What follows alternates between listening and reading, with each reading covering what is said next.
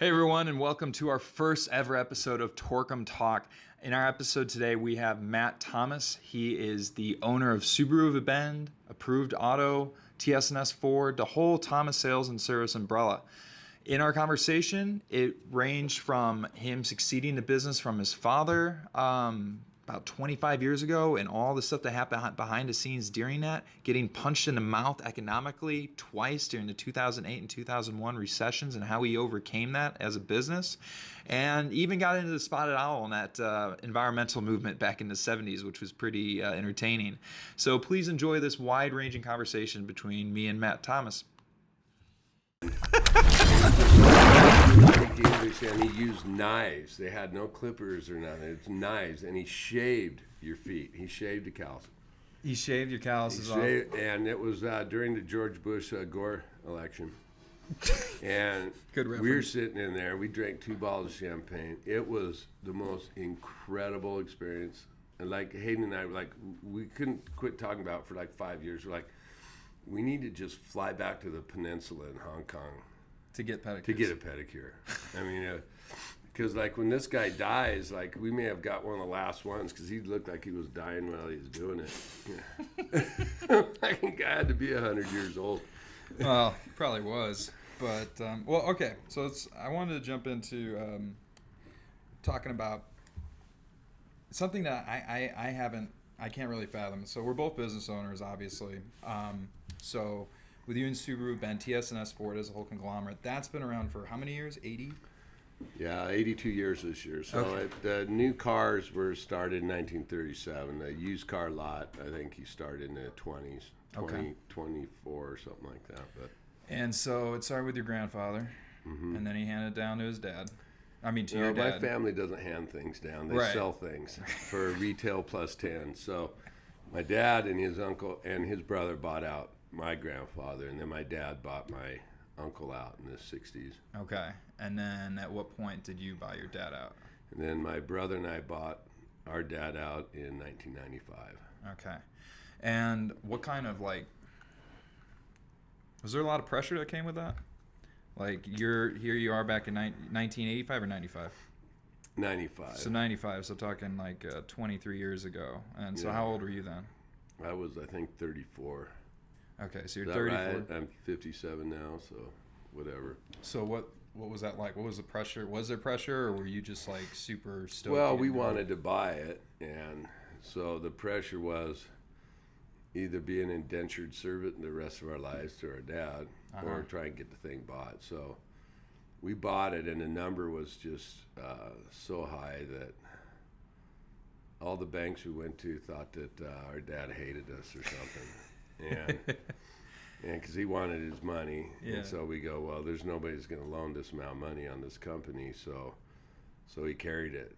Okay. And so all the banks were, you guys are going to go broke. There's no way you can pull this off. But we did. So that did bring a lot of Yeah. pressure. Yeah. So he had to carry it. Yeah. And it was on you because I'm guessing at that point was he out of the business fully, or Yeah, he'd been out of the business since '81 is when he retired. Okay. And so, but now his neck's out on the line for you. well, he's carrying the assets. Right. Basically. And so the only time you get money out of a company is when you sell it. Like people think that, I have this company and I got all this money. They don't understand that they probably have more money than I do because all mine's tied up in cars, buildings, computers, software. Isn't that amazing And, that people don't think about overhead? Yeah, they don't think about, if your business isn't growing, then you're not going anywhere. And so, everything that we've ever made in the business, we keep in the business to keep it growing. If you're going to sell more cars, you need more cars. Right. You want more stores, you got to buy more stores. And so we've always kept it in the business. And so that's kind of the way it is with a lot of people that are successful in business, is that they're going to take every dime and put it right back into the business and just take out what you need to, you still got to buy clothes and food and have a house, but other than that, I mean, not only cars, but people, right? Right. You have managers that you need, and you're like, I want to bring somebody in from Portland, but their price tag is this, but it's worth it. And that's reinvesting Yeah, and it's done. I've never really done good from hiring from the outside. I've only hired 4 people now from the outside, and 2 of them are in the last 3 weeks. And I just happen to have some people that way overqualified for the job, but they liked living in Central Oregon, and they liked the car business. They've been in it for 25 to 37 years, and the reason why I normally don't go outside to hire is because our culture is different than most companies. We sell cars, but our philosophy isn't to sell somebody a car. We want to sell you a car, 10 cars over the next 25 years. Right. And we want to have enough confidence with our customers that our employees want, or our customers want to come back because of our employees. And when you run a business like mine's an automobile business, so when you have a new car franchise, it's not what you sell a car for or even what you pay for a car. People think that, I can save $1,000 here, or $1,200 here, or $500 here, and that's not really what a customer should be looking for. Is the price on a car. They should be looking at who they buy it from, because no matter what you pay for the car, if your experience isn't that 2-3 hours to buy a car, your experience is 5 years, 60,000 miles worth of warranty, and for 3 years and 36, everything's covered. So the experience is with the business you're buying from after you buy the product. Has that been the philosophy of the family? Yeah, we started out as a service station, and so service has always been what brings our customers back. If I have the best service department in the Northwest for Subaru, and it's because of my people. I have really good people. Like my employees are a team. They look forward to going to work. They don't dread going to work. It's like I was talking about. If I have an employee that is coming to my business to work for me to get a paycheck, then something's wrong. Either they don't understand our culture and our company, or that's what they've been used to their whole lives, and we can change their attitude on it, because everybody adds something to a company. I don't care if you're a janitor and how clean the business is, or if you're an entry-level person washing cars or changing oil. You make a difference, every facet of the business. And I don't hire from the outside because I like to raise people within my company. I've had the best success of training my own managers, training my own technicians. Like my technicians, I'll take them right out of college. I'll go to COCC, the automotive program. I'll give them a part-time job so they can go to classes and it doesn't interfere, so they can earn money while they're going to school, get experience, make sure it's something they want to get into. And I've trained hundreds and hundreds of technicians, and our industry is kind of weird in that people don't understand it. So I got a kid that is working for me. He's been with me maybe 6-7 years. Started out with no knowledge. I put him all the way through school. He's a senior master tech, one of the best techs in the Northwest. And the guy was just shy of $120,000 last year. So, you ask a high school student or someone trying to become a CPA, well, how much does a technician in a service department make? And they would never even come up with $120,000. They'd probably think $30,000 or $40,000. Yeah, I wouldn't think $120,000. Yeah, That's amazing. And you trained him from the beginning. Yeah, from the beginning, and he didn't get there by not working hard. Right. And so it's, and 3/4 of my employees that were technicians did well over $80,000, and it's about their work. I'll give them the tools, I'll give them the training, I'll give them everything they need to do the job. They need right. the hustle. But yeah. So when I'm looking for people, I look for people that are highly motivated, that have morals, because lying, cheating, and stealing are my 3 things that you don't do at my dealership to Integrity, fellow employees or customers or anybody. And And so integrity is really big with us, but desire and motivation is the one thing I cannot train. I can't give you the tools for it. I can't train you for it. Now, I can attempt, but motivation's something that's, the internal drive is something that, you're born with or you're not. And, no, it's not really trainable. Yeah. One thing I'm curious about, to shift gears really quick, and also for like the young entrepreneurs across like Central Oregon who will be listening to this, or people in management, but I want to talk about getting punched in the mouth, because you've gotten punched in the mouth economically. Let's see, since you bought the business in 95. 95, so that would be what, 2 times? You got 2001 punched in the mouth when the economy went to the shitter, and then 2008 when it really went in the shitter. Yeah. Right? And here you are still standing. So how did you deal with it? How did you overcome those punches in the mouth? And first of all, which one was worse? Well, the worst was in 2009. Okay. When the manufacturers And went through bankruptcy. So what did you do? How did you stay afloat? Well,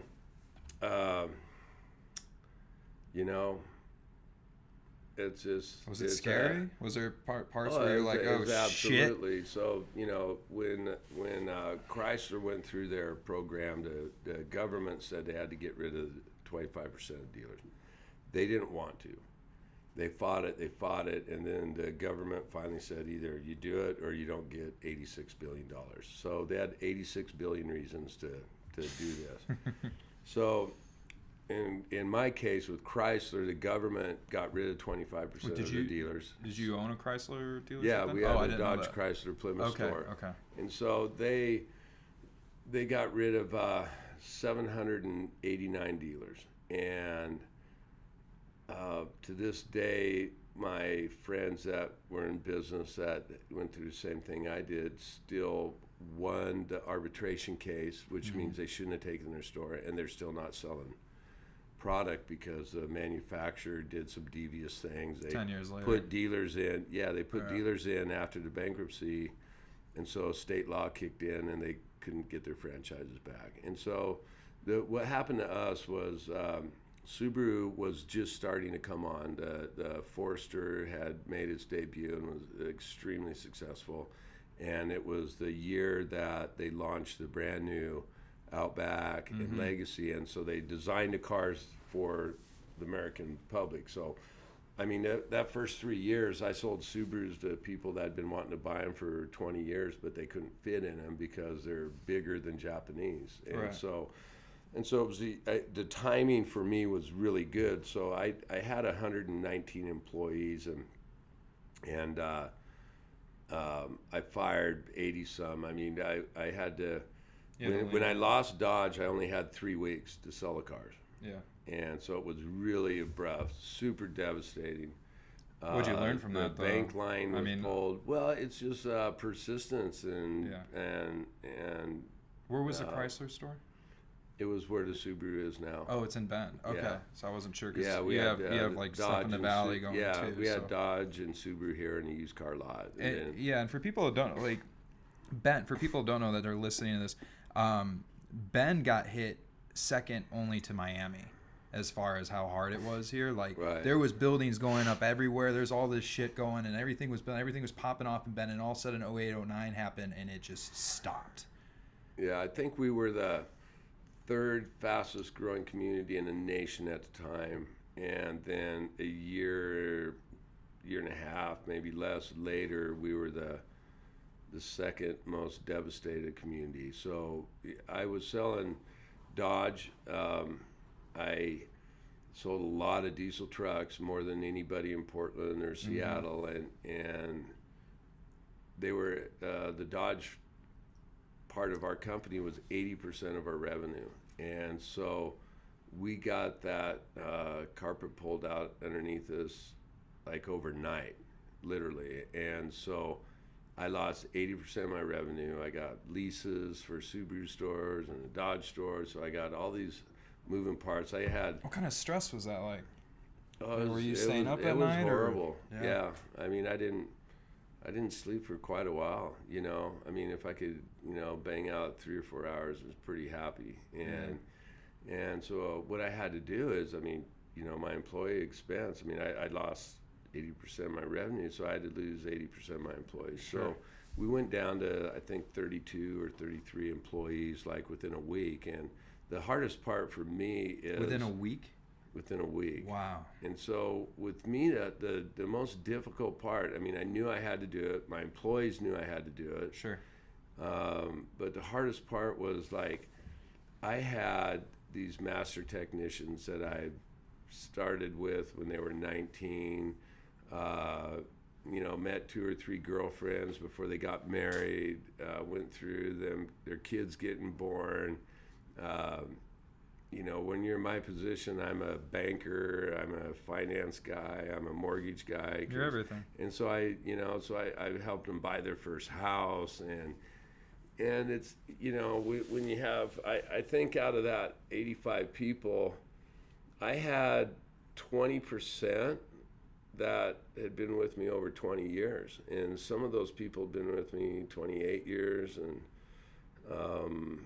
And that was really the hardest part, I mean, I probably witnessed, 20 marriages through my dealership, because, people meet at work and then they fall in love and get married. And so, I'm having to whack husbands and wives, and, That's keeping you up, and it yeah. was just, it was horrible, but, Did you watch other dealerships in town? So I was in the safety bubble of Oregon State when all this shit went down, right? I was going to school at Oregon State, and I didn't feel it because I was. You didn't know what it was like to pay quarterly taxes, or No.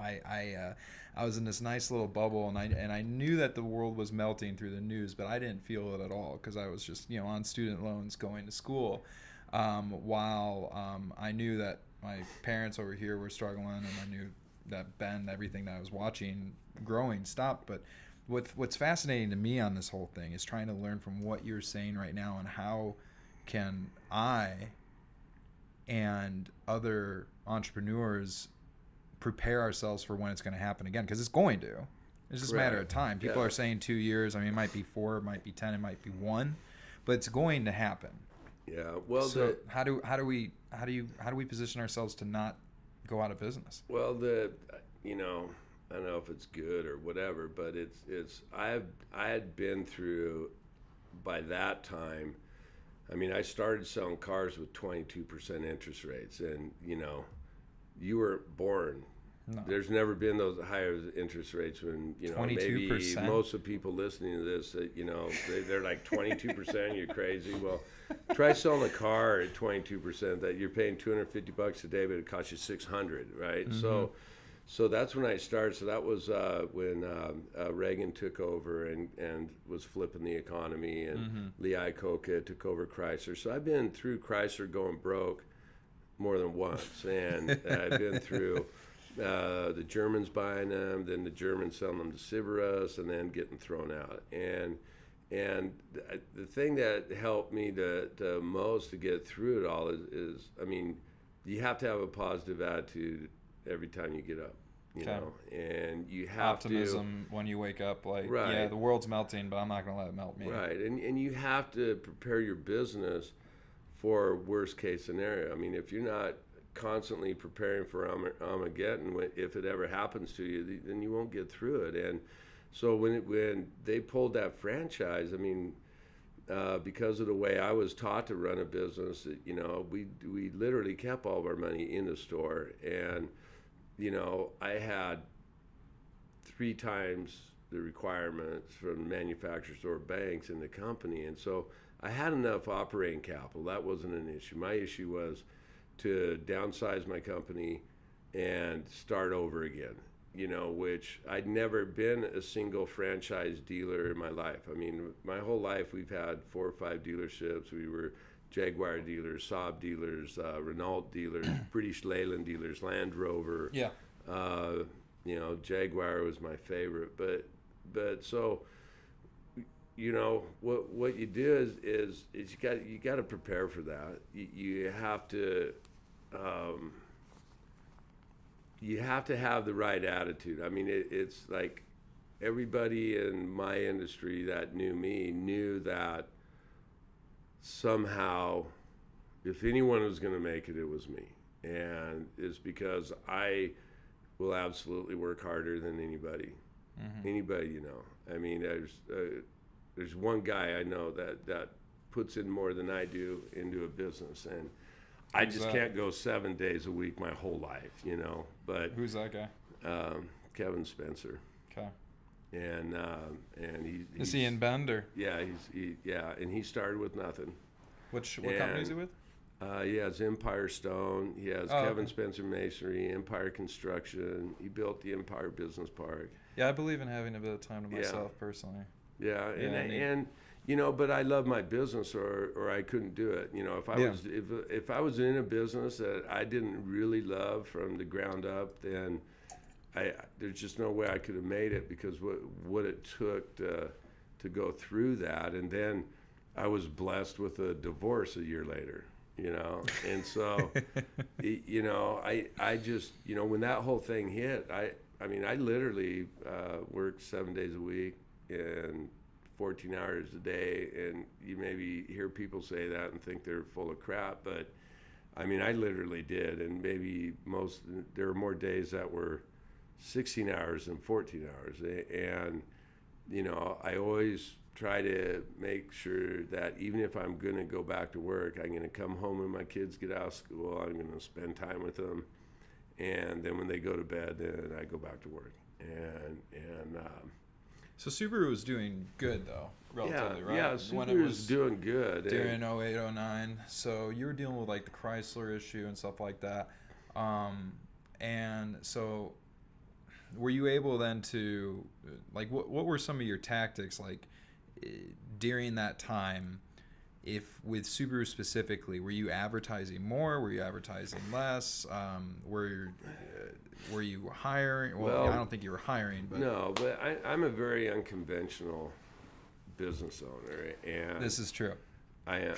Yeah, ask anybody. And I know from experience. We've been working together for 5 years. Yeah, and so what I did was I was getting tired of having people in marketing not come up to me with ideas. I mean, so I've been a marketer my whole life. If you can't market in the car business, then you can't be successful. And so I've always been a marketing person. I've always driven that, and call to action. You know, I mean, everyone can advertise and say how nice they are and how they got, you know, a solar panel on their building, but is that going to make somebody come in? You know, why should they come in? Mm-hmm. And so I've always pushed that, and I was getting frustrated with TV, radio, and so I met an owner of a radio group in town, and your Jim? Yeah, Jim Gross from Bend Radio Group, and he came up to me with this idea, and he goes, "Hey, Matt," he goes, "I want to do something that, you know, I can't get anybody to even think about." And I go, "Well, I'm your guy." And so he goes, "Listen," he goes, you just pay me per spot for car you sold." And I go, "Well, Jim," I go, "we're going into a recession, you know," and he goes, "No, I'll just pay you whatever you did, and we'll go 6 months and see how it works." Well, Jim and I went a year and a half, and what I did was I took 100% of my budget with Jim, and I just put it all into Jim. And what was the idea? Well, the idea was him and me were in contact, so he knows how many cars I'm selling per day, and so, you know, they have airtime that they don't always sell all their airtime, especially in a recession. They couldn't sell half of it. So he would up my ads, he would up my airtime to, you know, help me get spots, and then we would kind of modify the spots. And so what we came up with was, I was telling everybody at the time, we were 72 years in business. And I said that, you know, this Matt Thomas Sales and Service, and, you know, we're here, we're not going anywhere. If I can't sell you a car after 72 years in the business, I need to be selling mopeds in the Bahamas. And so that was kind of our theme. That was your ad, okay. And I go, "So if you want to buy a car and you want to get a deal, I'm the dealer, call me, here's my cell phone." And I gave my cell phone out over the airways, and everybody thought I was out of my mind. And I probably sold, I don't know, I probably sold 25 cars a month just off of calls directly coming to me. And I'd be laying in bed at 1:45 in the morning, and I get a phone call on my radio phone, and I'd pick it up, and some You had guys a radio phone? Well, yeah, I have a really unique phone number, and I just didn't think that I should get that out. So I got a different phone, so I was packing 2 phones, and I'd see it was that phone, but I'm the kind of guy, if you call me, I'm going to answer. And so I'd answer, and he's like, oh my God, he answered your phone. And so he's in a bar, and he's like, he ain't going to answer it. And so they just heard the spot. And they called me. I go, yeah. I go, and I'm in bed. It's Tuesday at 1:45 in the morning. I go, I really want to sell you a car. I go, but not right now, dude. I go, give me a call in the morning. And so, it was really successful, but like I said, I'm unconventional. I mean, if somebody calls my dealership and wants to talk to me, they don't say, well, may I ask who's calling, or blah, blah, blah. He's in a meeting. I'll take a message. He'll call you back.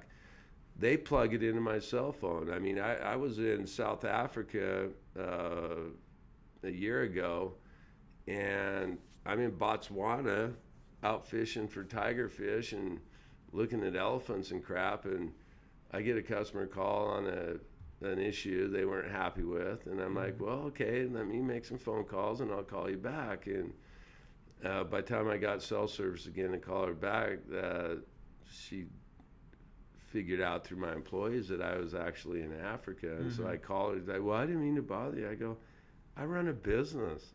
Whether I'm off or I'm golfing or if I'm in Africa, it doesn't matter.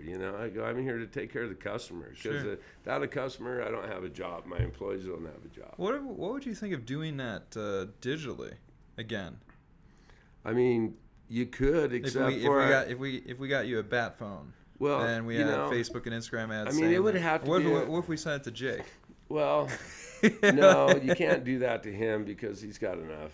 Yeah. Right now, I'm loading too much on him, but yeah, it'd have to come through a phone because I'm old school. I mean, I have a checkbook, I have stamps, I have envelopes, and I read a paper newspaper. What if we put an ad on Facebook and Instagram saying just that, and we put some phone number on it? I mean, and gave 2009 another world, but this time it's on their phones and they're seeing it and they're going through and they're like, all right, call me.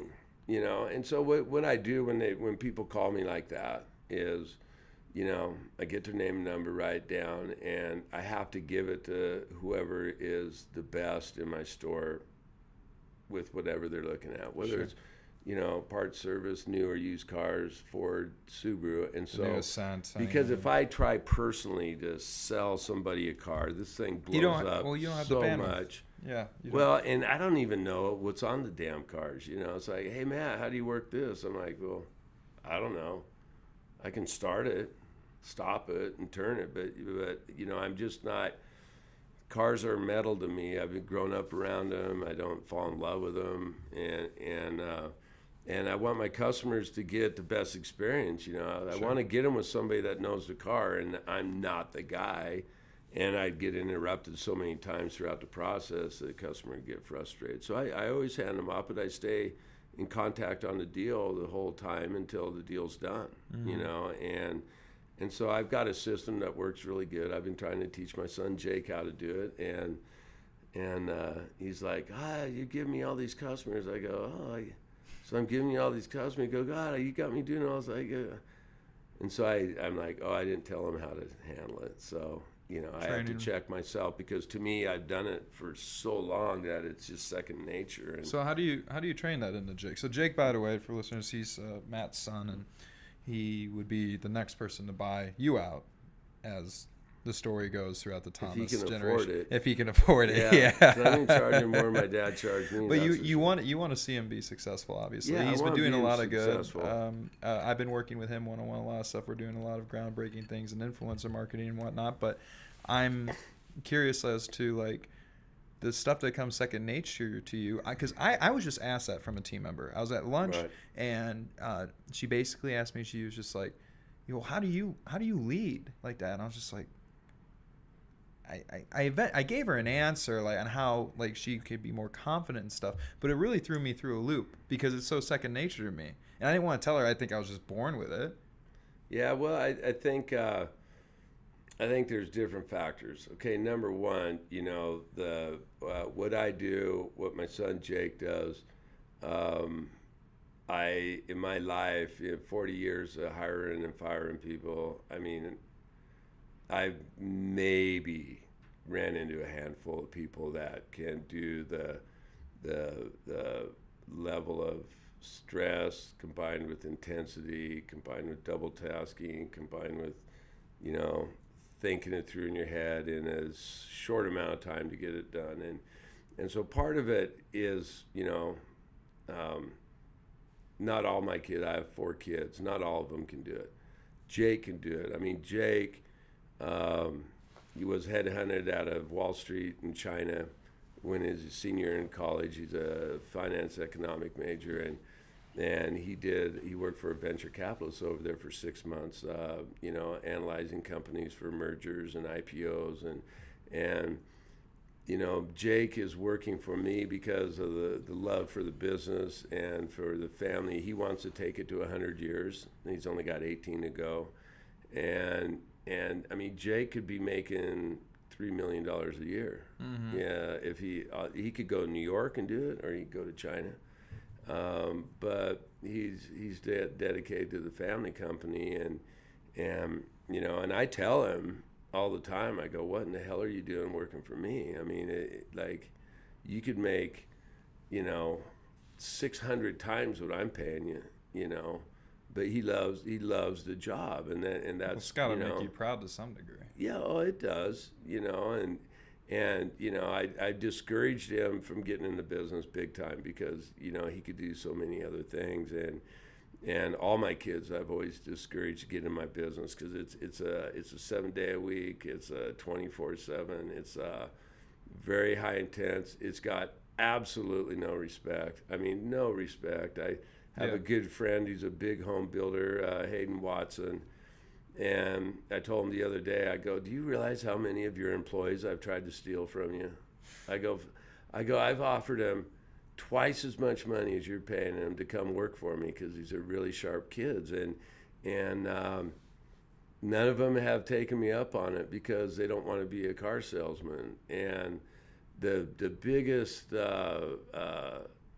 obstacle for people is, you know, image, or I don't even know what it is. I think that's why I've been successful in the car business, because nobody 5 years old wants to be a car dealer, you know, or nobody wants to do that going to college, or, you know, like it is not even on the radar. But it's one of the only businesses that I know that you get 100% one-on-one out of it, what you put into it. I mean, the harder you work, the smarter you work, the more money you make. And it's really a one-on-one. And it's like, for your generation, the millennial thing is like really has frustrated me, because I mean, I'm not into 30-hour work week and peanut butter and jelly sandwiches. Isn't Jake a millennial?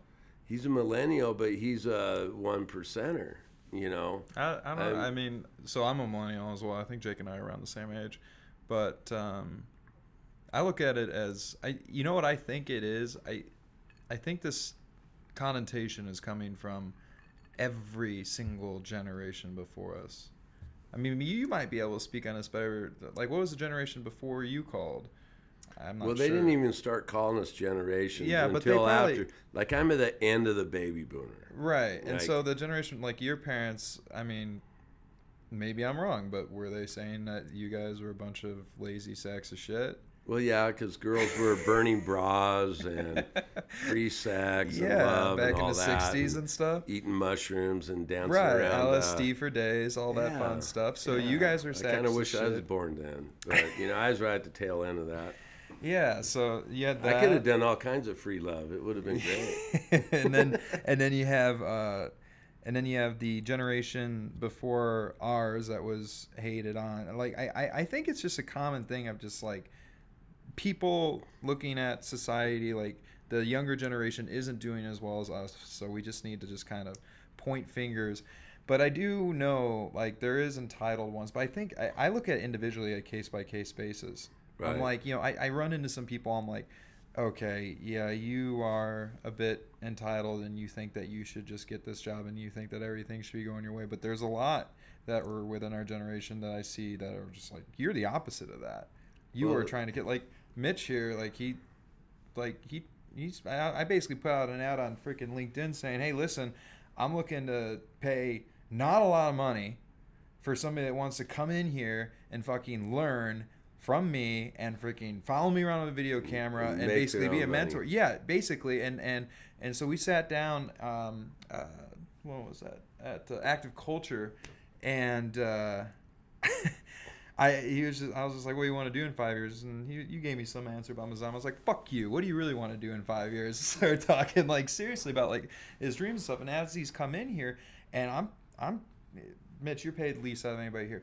I'm going to be giving them raises and stuff because I basically wanted somebody around his age that was a millennial to come in that actually had the aspiration of being like, I am going to prove it. I'm going to grind. And we're going on week 1.5, and the guy's doing more than I thought. He's diving in, he's finding all that stuff. But then there's other ones that I'll hire, and I'm just like, fuck, I fucked up by hiring them. Yeah, well, and so, to answer, there's a lot there, but there is a lot there. I think that, if you look at kind of like, what I stated to you previously is the problem with millennials is, okay, take my generation. I graduated in 1979. I didn't know anybody in high school that didn't work every day after high school, or didn't, because I grew up in Madras, Oregon. It's a farming, logging community. Yeah, college wasn't the normal 84% of the jobs were timber related. Yeah. And so you worked, right? So we had that work ethic, and my generation was growing up with that going in. And so what have been looking at since is that drive. Okay, so you get somebody that thinks you're entitled, they got no internal drive. Mm-hmm. They think someone should give it to them. Sure. They think a business owner's a big, bad, mean, exploiting their employees. I mean, I hear that so much, it just makes me want to puke, because I've got $20 million invested. I have 105 employees. Any one of those employees, why I'm talking to you right now, could go out and run into a school bus, drive over an old lady going across a car. They work for me. They're on the clock. I get hit with a $10 million lawsuit, right? Sure. How am I exploiting these people? And then they can just quit and leave me with this mess to deal with. And so, when they talk about employees versus, employers, they don't realize the amount of risk. I had a guy that was just a dingbat guy in this Yellow Pages when they used to make those. They're actually, I got 4 bills trying to get me to pay Yellow Pages last week. But so this it said on it, hey, make sure your information's right, and they made sure it wasn't. And so this guy corrected it, signed his name, sent it over. Well, that hooked me up for $2,700 a month for 2 years. And you have no idea what I went through to get rid of that. So your employees can obligate me. Sure. Because they're my employee, I'm legally obligated just because someone that's not authorized to sign did it. Sometimes people don't realize that, like, it stops at us, right? It stops at the owner. Like, we are responsible for everything. And we're responsible for the culture. We're responsible You're responsible for everything. But so for some value add to, like, the listeners and people watching this, if you're hiring somebody in the millennial generation or younger, what do you look for in the interview process to try to weed out entitlement? What I look for is. And by the way, I think there's entitled people your age and entitled people in the generation below you and the generation. But just sticking on things. So let's just leave it to, like, how do you weed out entitlement? How do I try to weed out those people? Is when I'm talking to somebody, I'm like, why would you want to sell cars? Oh, you try to take it away. Yeah, the good old-fashioned takeaway. Like I go, and I always do this. I go, so say I hire you right now. Who's the first person you're going to call? And they look at me with this blank face. I go, you're going to call your grandma and say, hey, Grandma, I finally did it. I'm a used car salesman for Thomas Sales and Service. and I go, and they look at me and they go, I mean, I've never had anybody really answer the question. Grandma, I finally did it. Hey, Grandpa, yeah, I'm a used car salesman. Aren't you proud of me? And so I kind of take it off like that. I mean, why are you doing this? But like with your generation, so I got the millennials and then I got sophomores, right? So they're the next ones underneath, which are a lot of them are even flakier. No, Gen Y's below. I forget which one's above us. There's Gen something, but they make the millennials look like hard workers, right? So we're not all that bad. Yeah. So when kids come to my house, I treat them like mine, and I warn their parents if they fuck up, I'm going to say, hey, you dumb shit, what are you doing, Put your goddamn plates in the dishwasher. What the fuck? Do I look like your maid? And so my kids' friends love me because I cuss them. Yeah. And it's like I kind of do reverse psychology, like raising my kids. I mean, my kids don't want to be like me. Like, my kids don't cuss. Mm-hmm. I mean, my kids are, like, nice and calm and, I mean, we're all polite and all that. Sure. But what I tell the kids and what I would tell millennials, and it's like, listen, you guys that want to do something, if you want to be somebody, if you want to grow a business, or the millennials down have the best opportunity, way better opportunity than I did. My generation I was competing with for management positions or buying companies, they all worked their asses off since they were in middle school. And so that work ethic was there, the drive was there. And the millennials, it's like, guys, I go, if you guys gave it 100%, you're like a 1%er in your generation, because most of them will give it a strong 40%. Right.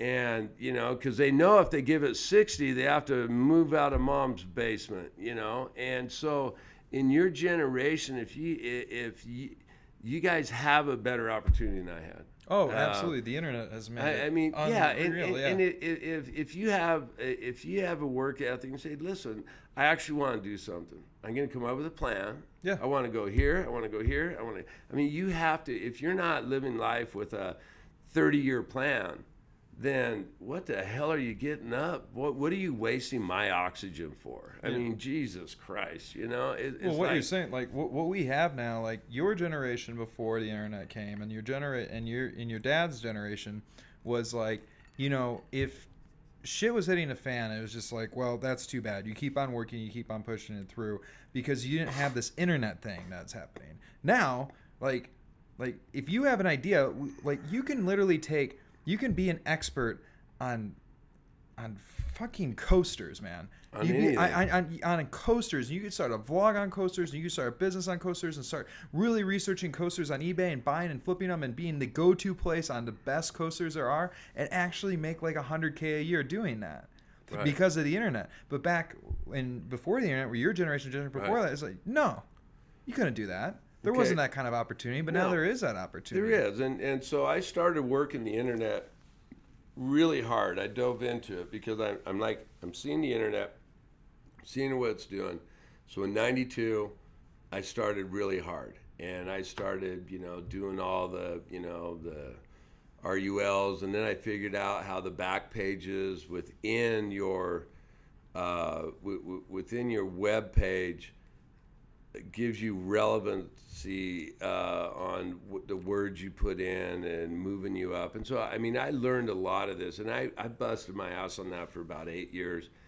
And I finally said, screw it, I don't, and I know you're an internet guy, right? Maybe. But I've said this to people just this week. I go, if it was to my druthers and the internet, like, blew up, went away tomorrow, it'd be the happiest day of my life. So because I don't like it. Okay, You'd be and so I don't screwed like if the internet it. blew up tomorrow. I really I Your hate point the of sale internet. system would collapse. Well, like it would be it'd be so bad. But we did fine without it, and I'd be coming to your house because you live up on a hill, and I'd be like, "Hey, Matt, I would got you a lot mind of if guns. Yeah, too. would you mind if I lived with you and and I helped you defend this the castle?" Zombie apocalypse. Come to my house. I got. That's what happened. If the internet goes down, we're not selling cars. We're trying to stay alive. I got 12 AR-15s, a whole shitload of bullets. Then there You'll we be go. fine. Yeah. But you know what happened in the internet is around about, like, I'm thinking maybe 06, 07, the internet had grown up enough to where it was so spread out. Like in 2008, I knew things were going bad. I'm dropping my inventory. You know, my sales are softening. Everyone's, you know, lying about their income, and, you know, bartenders own 12 houses and shit. You know, I knew this was going to end. So I was dropping my inventory. I was trying to reduce my expenses. I was reduce my employee count because that's my biggest expense. And so, you know, Joe and I, Joe Martin's a really good friend of mine. Him and I started a software company for car dealerships to manage people. And so we were equity mining 10 years before they started doing it. And so, you know, I've always tried to stay. You know, when you run a business, your business especially, because it changes even quicker than mine. Yeah, every day. And I mean, if you're not trying to be ahead of the ball, ahead of everybody else, and that's how you and I met. I mean, that's why we're talking about you, influencer marketing in auto right now. Like, nobody's doing that. I'm like, there's something to be said here. People that have a huge following on Instagram, we get them in a car and we keep on testing. We did it with one, and we had like, the post that we had got in front of over 10,000 people, and it was all from a girl who was saying, "I'm driving this Crosstrek with at Subaru of Bend," and they all saw it was me saying that you're great, right? I don't work for you. It's me saying you're great, not you saying you're great. Everybody expects you to say you're great, but her doing that, and that was our first time doing it. You're the first. You know, we do a bunch of dealerships, but we always jump in the pool together. And now we have these other areas of doing it. It's just like, that is, people know that influencer marketing works when it comes to e-commerce. Like, they post a thing like, "Hey, look at my spork thing I have for backpacking," and people go and buy a bunch of sporks. Nobody's doing an auto because the industry moves slow, but you think fast. And I think we're at the threshold of something pretty huge of just, I mean, she wanted, pay her freaking $200. The next guy we have lined up is like 50. It's like, what? You get in front of like 10,000 people for $50? Because these people are undervaluing themselves. They don't know yet. Yeah, well, and, you know, and for me, and I've talked to you about this, you know, it's got to be a win-win for everybody. You know, I think that, you know, if somebody has an idea to do something and it makes sense to me, I'm going to try it. Yeah, I mean, I'm going to give it a shot. We're in the beginning ages of it. You know, because of the internet, my industry is one of the oldest industries. But my industry in the last 4 years has changed more than the last 115 or 20, how long we've been driving cars. And the thing that has really dynamically changed is used cars. How so? Well, because there's all these matrices down because of the internet. Like when I price a used car right now, I mean, you know, we used to put a price on a car, and then customer come in, and customers are used to getting, you know, $1,500 off or $2,000 or whatever. And right now, I just came back from a dealer group, so I meet with 26 dealers 3 times a year. I've been doing it since I was 18. My dad started the first one for Dodge in the country back in the late 60s, early 70s. And so, you know, we compare financials every month. We meet 3 times a year, and then we go over topics. And our last, I met in October in Vegas with my group, and everybody's like saying, "Hey, you know, our car lot, that's where we store the cars. Our car lot is on the internet, and you got it, especially with you." So when I price a car on the internet now, there's a program called V-Auto for car dealers. And so when I go in and I'm taking a car in on trade, it's like, well, how many are for sale in a 600-mile radius? What are they selling for? What are miles on them? What are the models? And so, and then we also, it has a program that tells us what they're going through at the auction for. So I have a really good eye feel for selling price, what they're going through the auction for, and so we base our purchase of the car on what the car's really worth. I mean, what are they really trading for? And so when I put a price on a car and someone comes into my website, I'm going to be in the top 4 of that model or whatever car they're looking for, a half-ton Ford or whatever, price range, whatever that may be. I'm going to be in the top because we look at it all day long. We're always looking at it because cars are always changing. We always want to be in that top 2 or 3. So I've already discounted my car $2,000, sometimes $3,000, $3,500 to put that price on the internet so that when people look for that car, they actually see it. So when they come into my car now to buy a used car, and this has changed in the last 3 years, the car is priced the best of any car like it in a 600-mile radius. Mm-hmm. And so they go, well, I want to save $1,500. Just go, well, let's go back on the internet and see where you found me and where are you going to find this car for $1,500 less? I mean, nowhere. There isn't one. Yeah. And so it's kind of helped in that respect, but the problem I have with the internet in my business is it's a people business. I mean, I'm selling people cars that they put their kids or babies in and drive them to school, and then they bring them in my shop and I'm fixing the brakes and their power steering and stuff that they're driving. I mean, like what I do for families, I mean, I have their lives in my hand, and so we don't sell garbage. I mean, we get rid of it. I won't sell a bad car for a customer because the customer is what matters to me, and I think it matters to you, or we wouldn't be doing business. And, yeah, absolutely. And I mean, people are successful. I mean, that's it's got to be about the customer, and you can shear a sheep many times, you can skin it once, and my family has never taken advantage of people. I grew up next to the Indian reservation in Jefferson County, 6 miles away, and the dealers were just known for taking advantage of the Indians because they used to get a lot of money every year and go buy a new car every year. And my dad and my grandfather, why they get a lot of money? It was like reparations. Well, yeah, because they get paid for the timber receipts and all that, and they own the hydroelectric dams and what have you. And, got it. And my family was the only family that didn't take advantage of the Indians.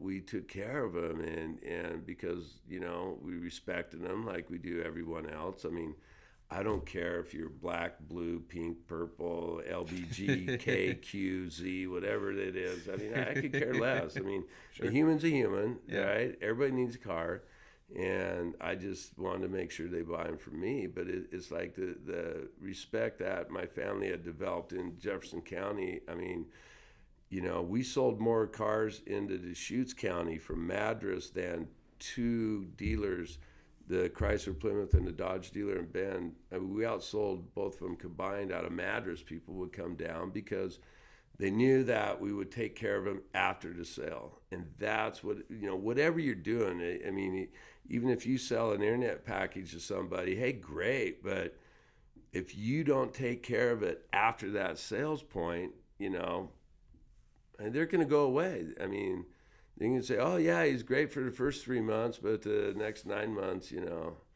And so anybody in any business, I don't care if you got one of these cart lunch places that sure. you're doing everywhere, it's about following through. And when you make a mistake, you fix it. I mean, if we make a mistake, we fix it. And I had a guy this morning that came in and want me to, oh, you guys did all this stuff to my car, scratch the hood, right?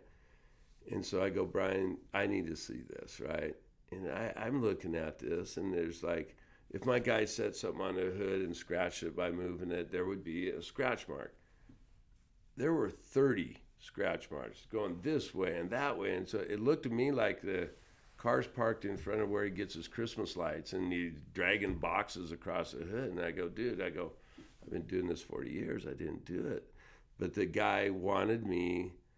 He thought if he comes into a new car dealership, because it's the first time he'd been in my shop, he bought his car in Salem 13 years ago, and he brings in, you did this, my wife's the only one, blah, blah, blah, and this mirror and all this. Well, the day before, the lady said, no, honey, I did that. And so but I go out there. He's trying to get me to repaint his whole car. I go, dude, I go, we worked on the inside of your car. We didn't even open a hood.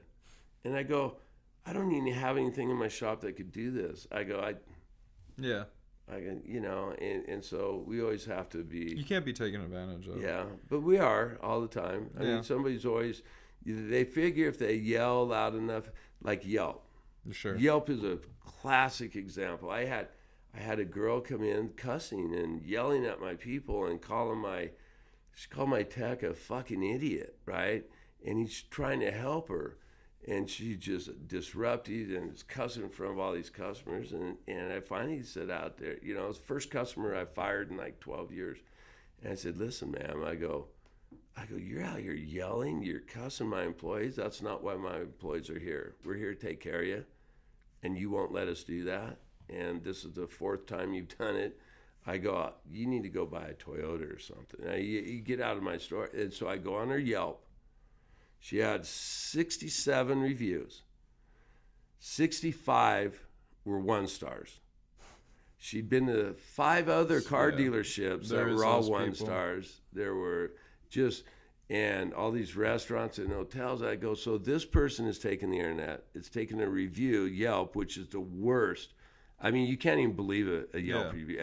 I talked to the senior vice president of Yelp over one of these issues. California and he goes, State Bar kept on suing him. He goes, we know that was a family member of yours that gave you a 5-star. I go, this guy's bought 8 cars from me over 40 years. He's 85 years old. We had to teach him how to get a goddamn email address to send in a review, and you're telling him that this doesn't qualify? The guy's bought 8 cars from me over 30 plus years. It's like, and so this lady used those reviews to get a free dinner, free night stay at the Motel 6, and her son hit us too, and mom is teaching her son how to do the same goddamn thing. Because who fills out over almost 70 reviews and 96% of them are bad? Well, it's somebody, those people exist, and the important thing is to look at them and be like, okay, you can go through and you could scrub their internet history and be like, all right, this person's trying to take advantage of me, but then there is the people that are sincere, and I know you do take advantage of them. I mean, you don't take advantage, you take care of them. That's the whiskey talking. But what I was wondering though is, where do you see, like, you're watching this internet thing come in, you're seeing, like, we talked about the reviews, we brushed on influencers a bit and how you were scrubbing URLs and doing data mining in 92. But now the internet is, like, I would say it's maturing. Like, here we are, and people. I've watched it mature. Now social media is just a new slang term for the internet. And what's going on with Uber, self-driving cars, where do you see the auto industry going in 10 years? Well, 10 years is a hard number. I'm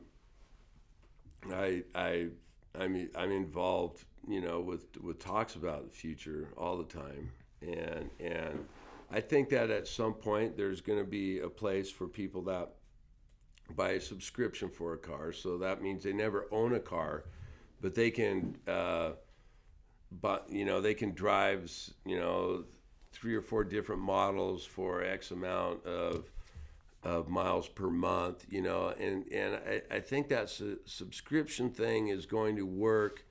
I think this subscription thing will work very well when you're in metro areas where, a lot of people can live and walk to work or what have you, and you don't need a car, but, unless you want to go rock climbing or go skiing, and so they don't need a car all the time. They got parking issues. I get where you're going. You're saying you can see it working. You can see in some cases. So by subscription service, what you're talking about, to clarify, Right. is basically the idea that people would stop buying cars and that they would basically use Uber or something similar to it. Is like, I will just use this when I need it. Yeah, and so what they're doing, so like Hertz is experimenting with it right now. I think it was Hertz.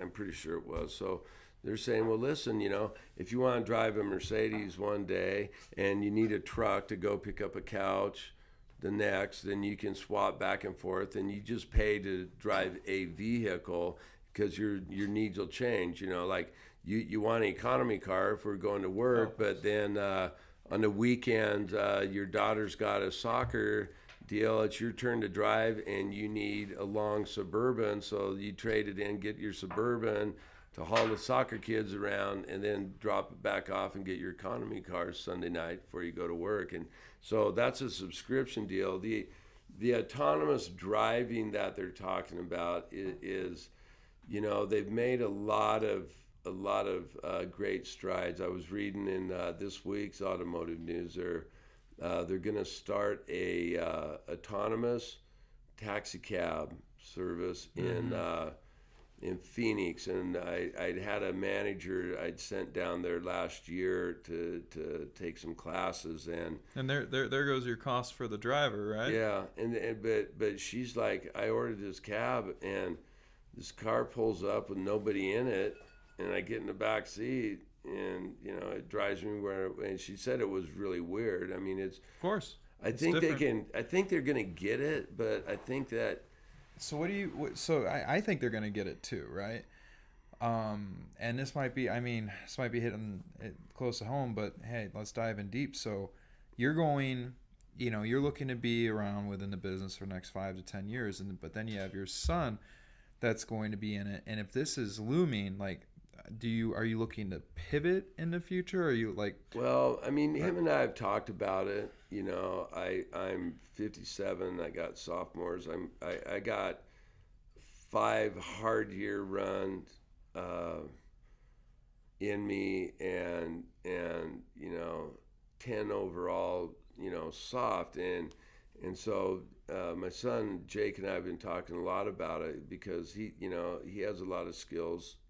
Yeah, I know he sees it. I've talked to him about it. He could do anything he wanted to do, and I've developed a lot of skills in my lifetime outside of the car industry, and primarily in real estate. I love it.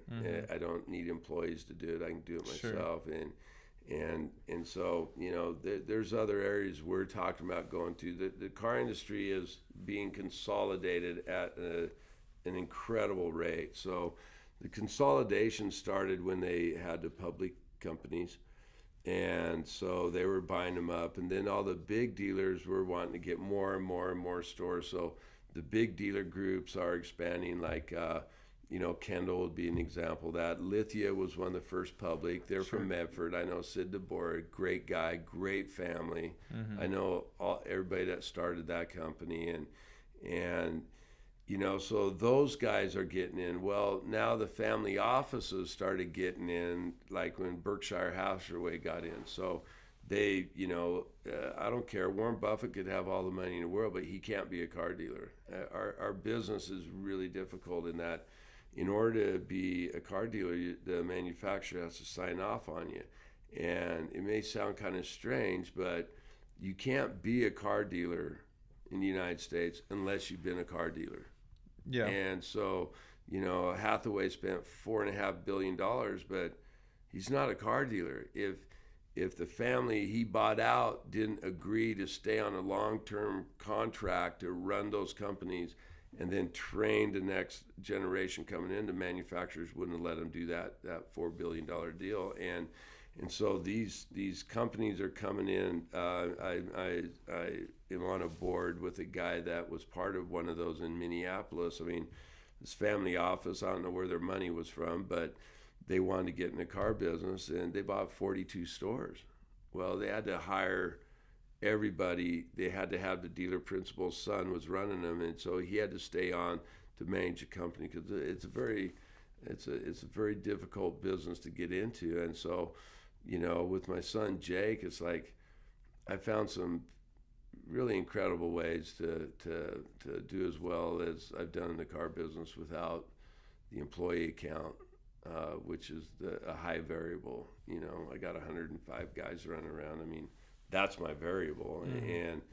And so, we're just going to take a look at it and see it. I mean, if we think even if you have autonomous driving, even if you have subscriptions or whatever, these cars aren't going to fix themselves. They can make them drive themselves. They can't make them repair themselves. What do you see the future as then? So you have being a service, shifting towards that, getting a lot of texts and okay, this shift is happening. We're going service heavy, or maybe it's that they need to buy Well, I think guys in my industry that do it right are already set up. I mean, service is what my company is about. I mean, without service, I can't sell cars. It's gonna be weird when the freaking robot car drives into your bay. Yeah, but I can, whatever, you service it. Uber's gonna pay you. It doesn't matter. Yeah, I don't know if they can. I probably have to, what they call it, FaceTime or whatever, with somebody to go, yeah, you got a rear wheel bearing going out or whatever. But so that's always going to be happening. And like my shop is the biggest car Subaru dealership in the world is in Wilsonville, Oregon, and I walk through it because Subaru wants me to build new buildings, and because they don't have to pay for them. Yeah. And I called the guy and I'm like, dude, I go, they got 16 bays. They got more now. I think they got 24 bays. How many bays do you have? I've got currently I have 27 bays and 27 lifts. And so you're ready for this autonomous revolution. Well, I able to work on them. I built that in the 80s. Yeah. And I don't work on cars like normal dealers. My techs have 2 stalls back to back and 2 lifts, and so they can work on 4 cars. Mm-hmm. I mean, if they pull a cart in and find something wrong, they got to get the parts got to come from across town or come the next day. I want them to, if the parts are not going to be here for 45 minutes, I want them to pull another car in. If that car, is waiting on something, lift it in the air, pull in another car. I mean, and so it's all about efficiencies. And I think what's going to happen down the road is these cars are going to have to get built, and, maybe the buying process changes, but the servicing part you can't get away from. I mean, Tesla has had a hell of a problem with their customers. Their repeat customers is like some of the lowest numbers I've ever seen. And it's because I had a friend of mine, one of my very good friends, passed away about a year and a half ago. And she called me, she goes, yeah, I got to get rid of my Tesla. And I go, why? She goes, I love the car, but every time it's broke, I'm without it for 2 or 3 months. I mean, they got to 2-3 months. Yeah, I mean, they got to send it down to California, right, or send it to Seattle, and and it's like this guy Musk, Musk, yeah. I mean, okay, so he has visions or whatever. I mean, sometimes I think he's eating acid when he does it, because it's like the dealer body is there to take care of the customer.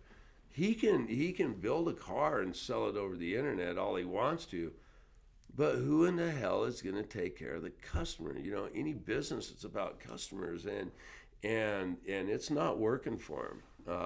Once they're almost at 250,000 units. When that hits, they're going to lose $7,500 from the federal government to buy the car, and then they'll lose the $2,500 the states kick in. So they're going to lose $10,000 per car, and they're not going to be when they get to. I didn't know that. Yeah, rule. they're so almost. They'll there's probably a rule hit when they get to 250,000. Yeah, they'll hit 250,000 this year. So that's government subsidizes. The government subsidizes makes that make less than 250,000. People buy electric cars.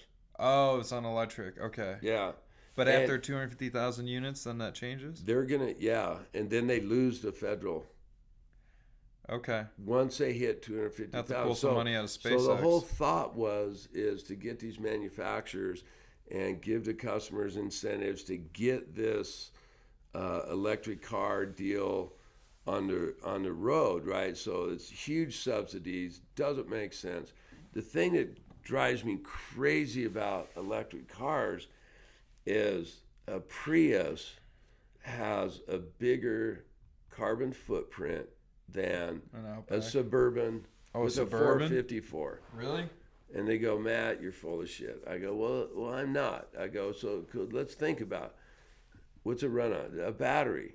Okay, so you don't go out, plant a seed, pour water in it, and here comes a goddamn battery, right? That's not how There's it no works. battery flowers. I mean, if you look at the numbers, the amount of yards that has to be dug up of natural resources to get scarce resources to build a battery. Lithium-ion battery, yeah. What do you think they dig it up with? A Tesla? A Prius? No. They got a D8 cat spewing red diesel. They got excavators. They got all this other shit. Then they got to haul it. Then they got to put it through a plant. Then they got to process. Then they build this battery, right?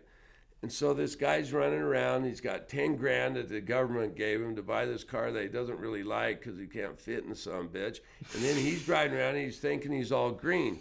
Well, dude, unless you're on the West Coast where we have hydroelectric power, you're charging your car with a coal-powered plant, And for even Christ's sake. Well, even if you have hydroelectric power, then there's that whole argument of it's not being green because it's screwing up fish migrations and everything. No, but like the that. best part of it is they last 5 or 6 years, and then you got this huge fucking battery that is a hazardous waste. Okay, That's so the best if part. you want to Okay. say, So what do we do with the battery? Does a Suburban pump more than a Prius during its life cycle? Oh, absolutely, absolutely. But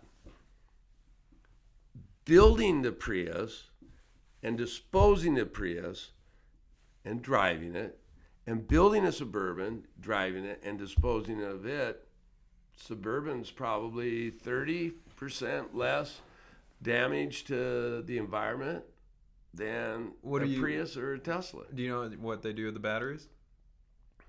Shit, I don't know. I don't know either. You have a You lithium have to pay money to have them hauled off. I know that like when you're done with like AA batteries, they're like, oh, you gotta dispose of these in a certain way, bring it to the dump and stuff. I mean, people throw them in the trash. Yeah, I but mean, they take it really seriously. Yeah, you can't just get rid of car batteries. Yeah. Okay, so there's a whole recycle process, and there's a big industry. Then they're trying to figure out how to recycle them, but they're unrecyclable because the whole point of the stuff that builds the battery that makes the electricity is decomposing. That's what makes the electricity. And so when the battery's done, that part's done. And so they haven't figured that out yet. And the thing that makes sense, and there's a couple companies that are going behind it, is a fuel cell. Fuel cell is really the way to go to fix. My theory on cars, and I've talked So let's to explain what's a fuel cell. a fuel cell. So a fuel cell runs off of nitrogen. Mm-hmm. Nitrogen's highly explosive, so you can put it in a canister, because there's natural gas cars running around. That's highly explosive. And so what it does is once the engine gets started, then with hydrogen, it'll run forever. And you have horsepower, you got everything you need. My theory and my thought on fixing all the pollution that's happened with the autos in the world is you have to use the same vehicle that created the problem to fix it. Because there are You have to use the same vehicle that created the problem to fix it. Right, so if this thing has created everything, well, we need to fix this so that it can counterbalance what all these other ones we produce built. Mm-hmm. Okay, then this is why I say a fuel cell is because the byproduct of a fuel cell vehicle is oxygen and water.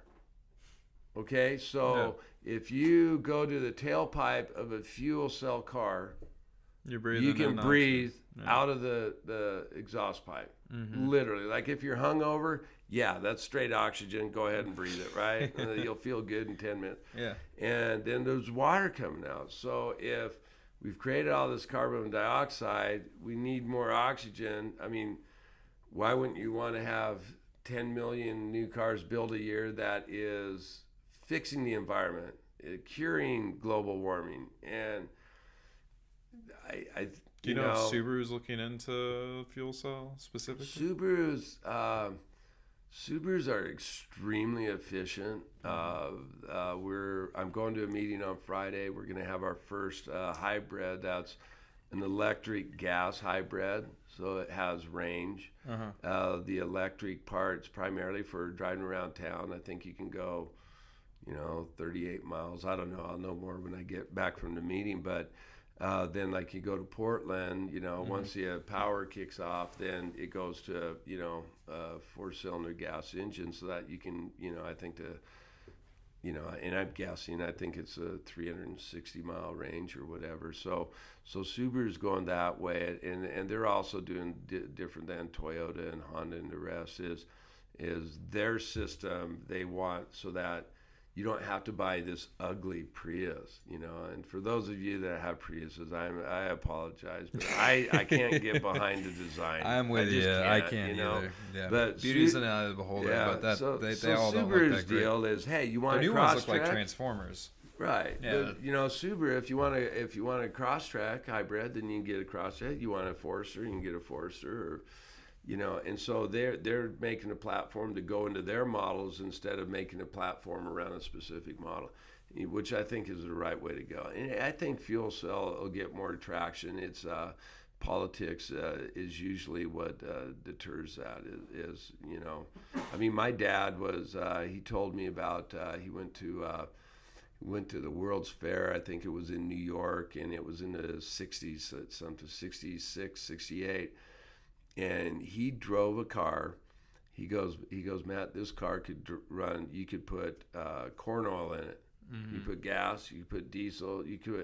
And the car got like 80 miles per gallon. And this was technology from the 60s. And all those patents were bought up by the oil industry. And I think the oil industry is.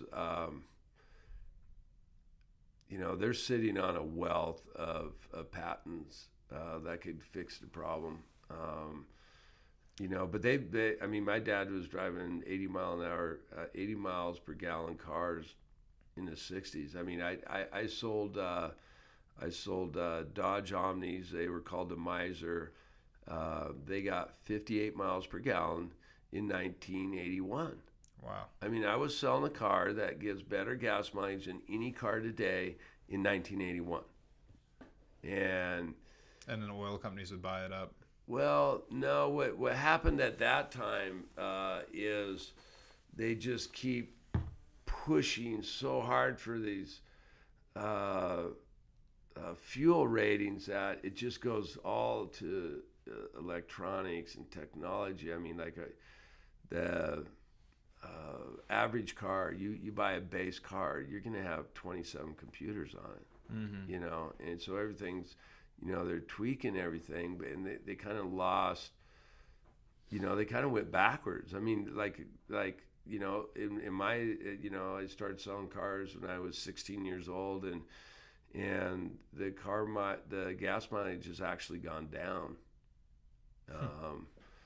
So what do you think with so since you've been in this industry since you were 16 and you bought that's when I started selling. That's when you started selling. Okay, so I you've took been my in your naps in the showroom when I was 1 year old. Okay. So. Okay, you bought the business from your dad in '95, and then we've been going over how you've been how you survived getting punched in the mouth in '01 and '08. What's some advice to your younger self? Like if you could look back and be like, Matt, you should do this. If you could go back and talk to Matt in 95 or 85. Well, if I could go back and redo it, I got two older brothers. I'm the only one my dad fired, right?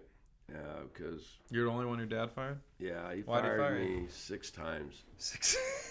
Well, I'm not if somebody tells me something that's just not right, You won't just do it. I'm just not going to agree. Yeah. I mean, and I'm okay with it. For my kids like don't agree with me, it's like, okay, cool. Why?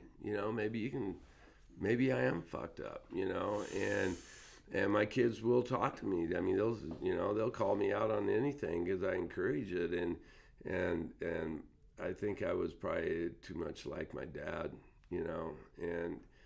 but if I could go back to the last time he fired me, I would have stayed fired, because You would have stayed fired. So if you go back, yeah, I would have. So you wouldn't have gotten fired. in the auto industry. I would have stayed in the auto industry because I was really good at it. So, but not for I TSNS. would have just bought my own companies.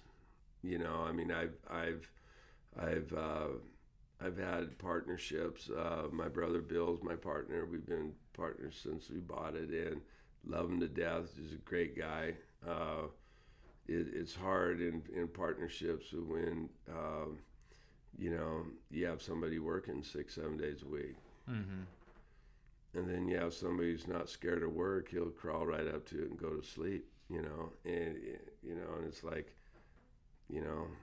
their work week's 5 days for 3 hours a day, and so I think I lost a lot of opportunity for myself over the years that I could have taken to my kids, and helped them out with. But I don't have any regrets. I'm not saying regrets. Yeah. Yeah, I mean, I think if I could look back and change it, there might have been a couple turns I would have made that would have been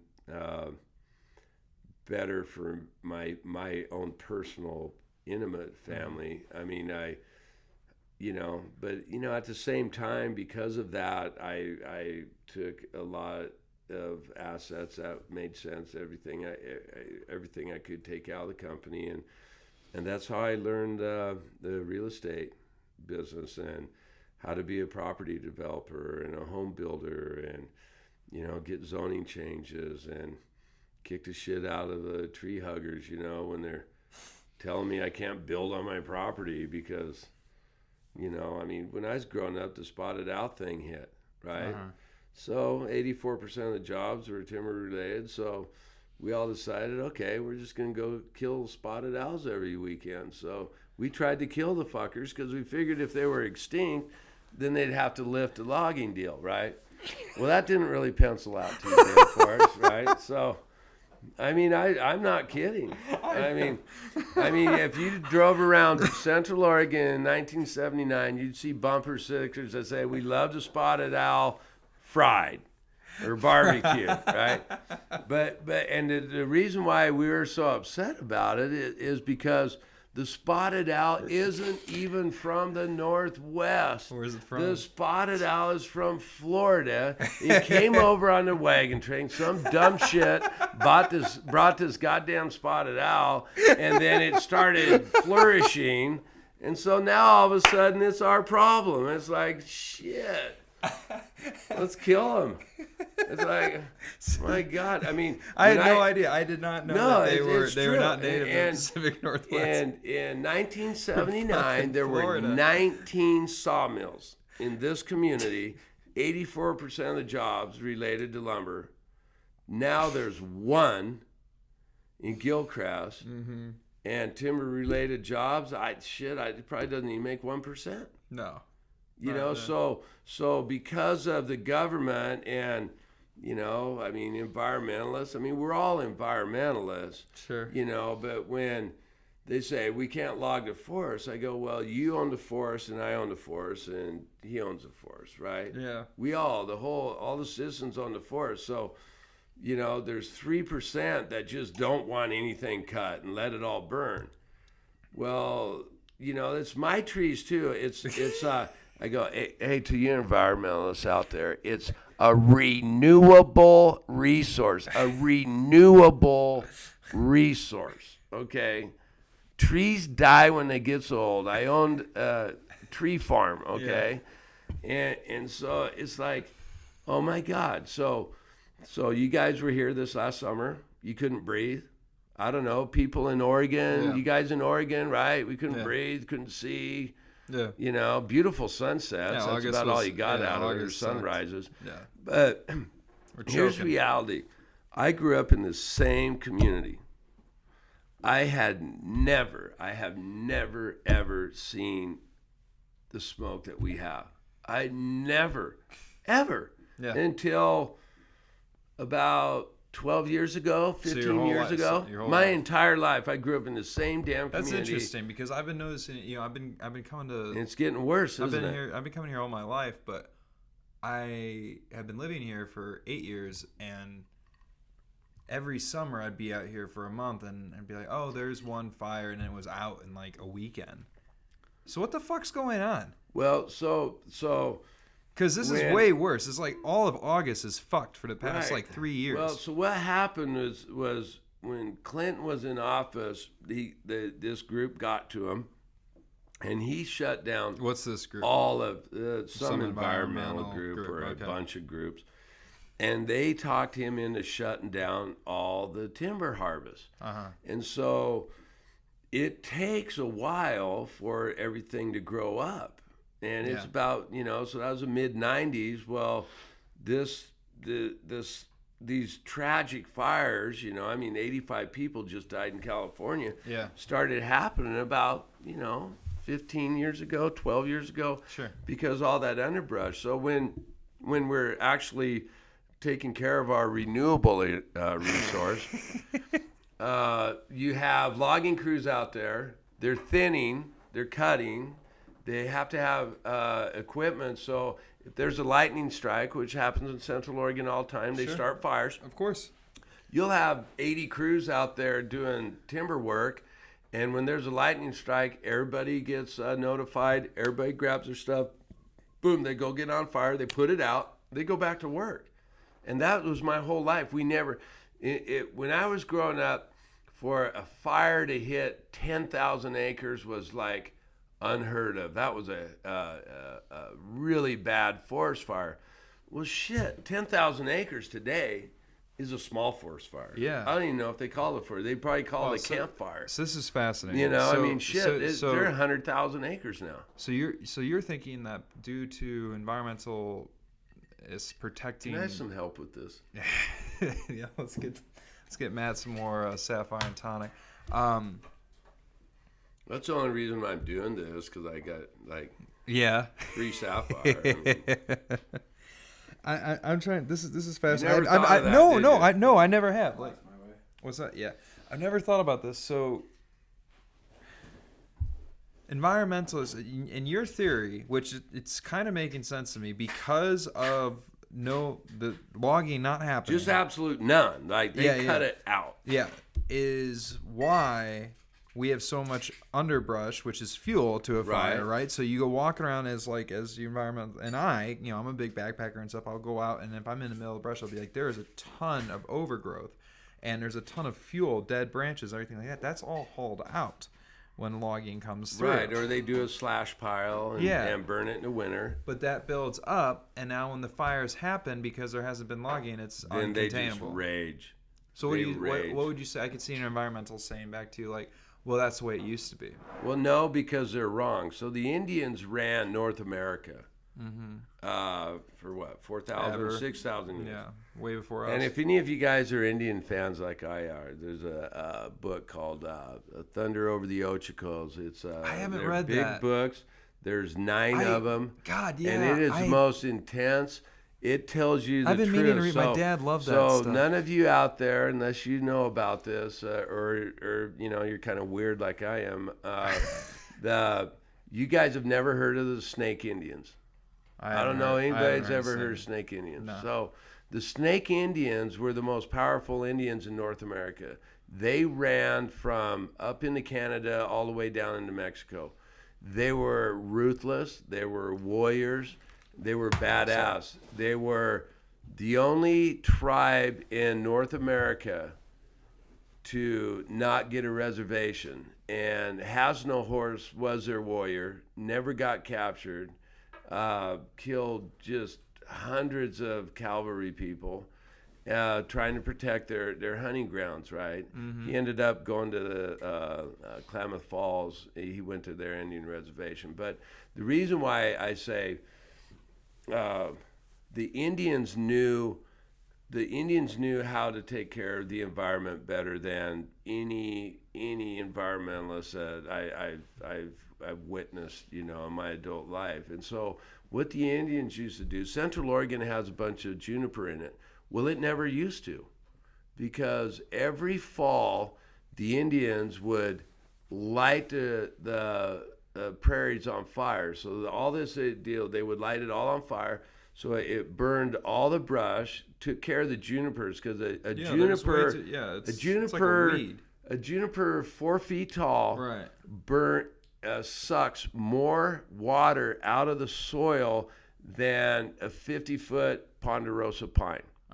And so they're huge. And Les Schwab, you guys know Les Schwab. Yeah. Les Schwab knew this. Les Schwab, my grandfather was one of his first customers. And Les Schwab bought Big Summit Prairie. And I sold this guy trucks that worked for him. Can't remember his name right now. Great guy out of Prineville. So he lived up there for 8 years. And all he did was bulldozer juniper trees. He'd let the locals come and, cut the wood out of it, then they'd burn the slash pods. So he spent Big Summit Prairie, when Has No Horse and the Snake Indians, that was their summer ground that they would go and they do all their hunting and a lot of deer and elk out there. So, they would burn it. They would burn it every fall when they left for their winter grounds. So that the ashes would get in, and then the next spring the grass would come up, and then all the the elk and deer and everything would come back. So the Indians managed North America way better than we do. I mean, we got these special interest groups that shut stuff down, but they did. So Big Summit Prairie had this reputation, of all these creeks and all this stuff. So Les Schwab bought it. It was full of junipers. All the creeks were dried up, no more streams. So he spent 8 years up there, and it's in his book. And when they got all of the juniper taken out of there that wasn't there historically when the Indians were running it, it brought back, I think it was 6 springs, and it's got a creek in it, and it's got springs, and it's the way it should have been if it was maintained properly. So, I don't know. I mean, that's just my opinion. But I've watched it happen. I mean, I've seen what happens when you don't log, and now we have the worst air quality in the country. Yeah, and we live. Yeah. You could live in Madras, Oregon, and you have to work, or Culver, or Metolius. It's got 200 people. Yeah, and you have the worst air quality in the United States because we don't harvest our renewable resource, and it burns. We let it burn. So I look at it, God, a 200,000 acre fire goes through the Cascades. I mean, I look at how much money I lost, and so these timber payments that the East Coast doesn't want to give our counties. I mean, people don't realize how much of Deschutes County do you think is owned privately? What percentage? What percent do you think in Deschutes County is not owned by the state or the feds? That is not owned by the state or the feds? Right. So privately, I have no idea. I'll shoot out like 15%. 15%. Oh, I'm a good guesser. That was a good guess. And you're good too. But there are counties in you go like that. Well, there's counties in Oregon where it's 98. And so if you have 98% of the property not paying property taxes, how the hell are you going to do it? So what the government did 120 years ago, they wanted the revenue. I don't know why they don't want the revenue now with the $20 trillion frickin' deficit. But anyways, they wanted that revenue. And so they would say, okay, listen, if you guys go open a logging mill over here, then percentage of the timber revenue, because there's no tax base, will help you build a school and a fire department, a police department, and a hospital. And so those timber receipts would go to these communities. And we have, there's a bunch of counties in Oregon that are, not double digit owned by privately that have tax rolls. And so, that's why that came about. And then you go talk to somebody from Connecticut about it. They're like, why are we giving these people money? Because they can't cut trees down anymore. It's like, well, because you own 98% of their property and they don't have a tax base. Hello, McFly. I mean, Jesus Christ. So I loved drives me crazy. just hearing, the whole spotted owl thing. Honestly, before we talked, we're talking about internet marketing. Spotted owl. I'm still pissed off about spotted owl. That fascinates me. I was always under the impression that the spotted owl is just like this thing that I actually saw on mountain biking just 2 nights ago, and it was huge and beautiful. But I've always been like, yes, that thing has to be protected, and that's so good. And then I have a conversation with you, and at first you're talking about, we want to just kill them all and make it all go around. And I'm thinking in my head, well, that's awful. And you're like, no, it's an invasive species from Florida. And I go, holy shit, I never knew. Nobody says that. Well, why would they say that? I don't know. How are they going to shut down? Because they if think they're it's pretty. honest So they, with you, they can't shut down the forest. Yeah, they think it's pretty, so they make it like this protection thing. But if the spotted owl was a rat, if it was a spotted rat, they wouldn't have a protective thing, right? Nobody would give a shit, and then you'd be able to cut down the forest. I mean, it's just like it's the glamification of the way things look, like mice compared to dogs. What are they going to do for me? I'm an endangered species. Are you? Yeah, there's not a lot of people out there like me. Okay, I thought you meant a human. I'm like, no, there's 7 billion. Well, no, I'm a species. I don't know if I consider myself human or not, but you're a different kind of human. Yeah. That's why I like you. Unique. I don't know. So that leads me to the next question. Like, who are some leaders that you've been looking up to to form this humanoid thing that you are? We won't call it a human. We'll call it a humanoid. Well, I don't know. Over the years, I learned the car business when I decided to get into it down in Southern California. In San Diego, I spent a year and a half in the Bay Area, and I decided if I was going to learn, I wanted to go to the most intense car place in the country, and so I went down there, and what I liked about the car business is, some of the things I said earlier, is that I could get out of it exactly what I put in it, and I knew that I could work harder than anybody. Absolutely, I could work harder than anybody. Did you learn that from your dad, or? No, I've always had I had to.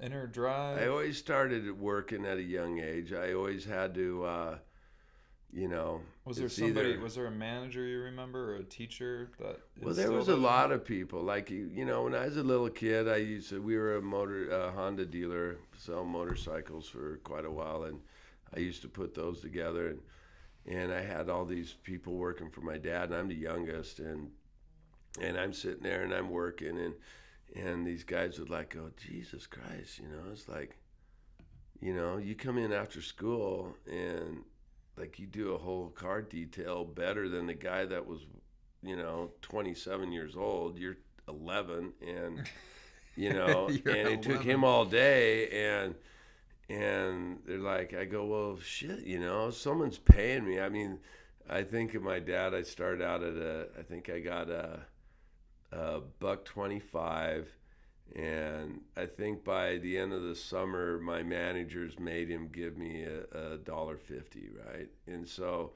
I thought, shit, $1.50, that's $1.50 an hour? You're gonna pay me that much? Oh my God, I can buy a house, and so I always worked my ass off, and I put myself through 4 years of school. I didn't take out loans or anything. I save my money. Yeah. I mean, which is another weird thought, why in the hell would you save your money? Which is how I made it through losing my dealership. I mean, it's just, through not losing your dealership, right? Yeah, from not losing it, I mean, I lost it, but I mean, I kept what I had left over, and then regrew it, within a couple of years. And it's, You know, you got to have tenacity, you got to have drive, and you got to be motivated. And if you think for 1 second you can't do it, then what in the hell are you doing trying to do what you're doing? I mean, like, there's never been anything I've ever tried that I didn't know I was going to be successful. All the words you just said, I sum it up into one. It's just like hustle, tenacity, drive, all that stuff. Is there any way to train that? No. You don't I think wish so? there was.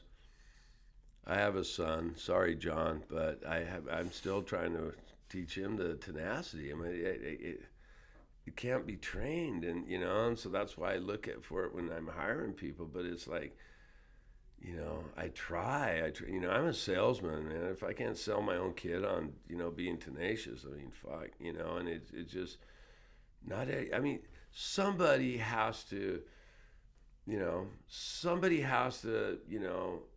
drive a dump truck. Somebody has to deliver mail. Somebody has to be a CEO of a company, right? And we raise these kids thinking that all of them, you know, need to be CEOs or doctors or lawyers. I go, well, that's not reality. I mean, reality is we need somebody that can do a good bead with a weld. I'm a hell of a welder, you know, but I just thought that my talents would be used better elsewhere because it paid better.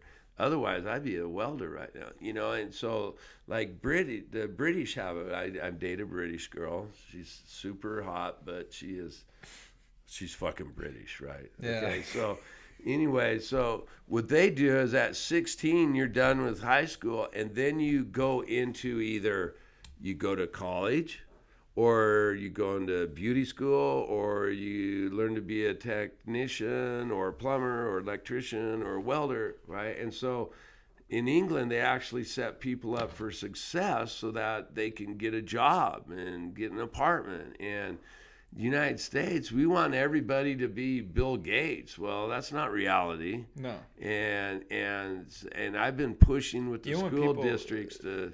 Based on that, there's the 1% of America. Everybody thinks that you have to make $1 million or you're nothing, but the top 1% is actually $440,000 a year.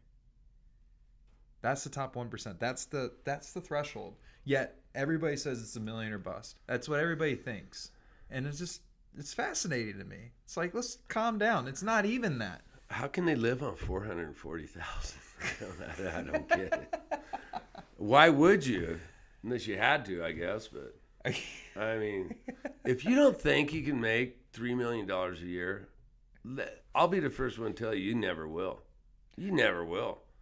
And everyone goes, no, I want to make 440. I want to make $1 million. It's like, I'm just saying. Okay. I'm just saying for the person that is shooting for the $3 million and they're doing, and they do have the hustle and they are making, like, let's say 300 or 200 or 100 or 400, that they shouldn't fucking beat themselves up over it, because you are freaking doing all that you can. If you're not sitting around watching Netflix and you're hustling, right, then be happy. I mean, with if that. they're doing it, if they're not going up as quick as they want to, then they got to look at how they're doing it. Yeah, right? well, yeah, I mean, of course. But there's other factors. But money also isn't the key to having them happy. I know plenty of people who make a ton of money, are miserable fucks.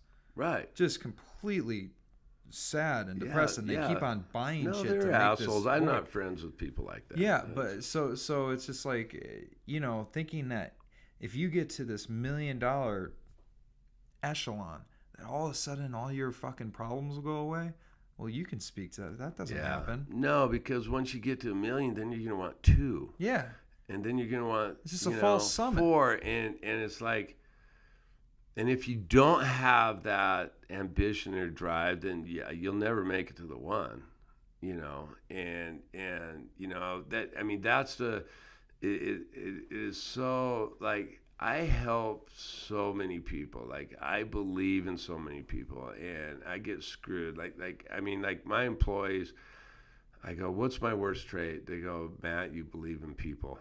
I go, that's my worst and best trait. I trust people. Yeah. Well, I don't trust people because I've been screwed so many times, but I believe in people. Well, that's my worst and I like I had a kid move up from California 2.5 years ago. 2 little kids, married. Couldn't, you know, housing in Bend sucks. You know, he's living in his car. He's couch hopping, kid had drive. He's my number one guy. And so he's living on couches. So me and my manager, we help find a place that he could afford. So we get him moved into that. So the kid comes in, and I told him, I go, I don't talk to a lot of salespeople unless I think you got what it takes. And I go, dude, you just listen to me and do what I tell you to do. You got to do everything. If there's 8 steps, you can't do 7. Mm-hmm. You can't change them. You can't rearrange them. It's I've been doing it too long. And the kids listened to me, and I was walking through the showroom about a month ago, and everyone's going, oh, this Thursday. I'm going, what are they talking about, Richard? And he's like, I'm buying a house.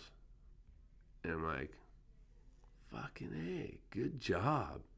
I mean, so I could take a kid, and this is what really sucks, is like people don't understand my business. Like, it's a really good business. It's a fun business. And so I got a kid that no money, no family help, none of that.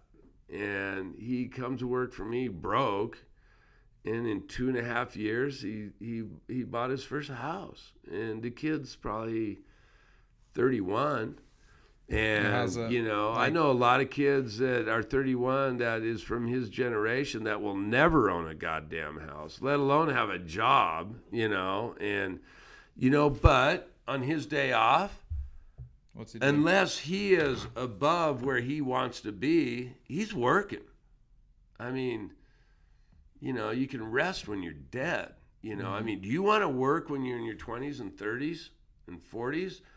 Or do you want to have to work till you're 75 because you fucked off when you're in your 20s, And it's like, I try to help my kids, friends, and I've mentored a lot of kids that way, and I've created some really, really successful people. I mean, I've got guys that started washing cars for me that own car dealerships now. Really? And it's like, and it's always those people that I raise, from within. And it's like, they don't know who their mom or dad is, and they're raised in a foster home or whatever. And somehow they wind up on my doorstep, and I'm like, oh, shit, this kid actually does what I tell him to do. And he's like, job starts at 8, newsflash. Doesn't mean you get there at 2 to 8, right? I mean, you get there at 20 to 8 and have your coffee before you go to work. But, so when I see those types of kids, and I just say, what do you want to do? Is this kid worth my time and effort? I only have so much time and energy, and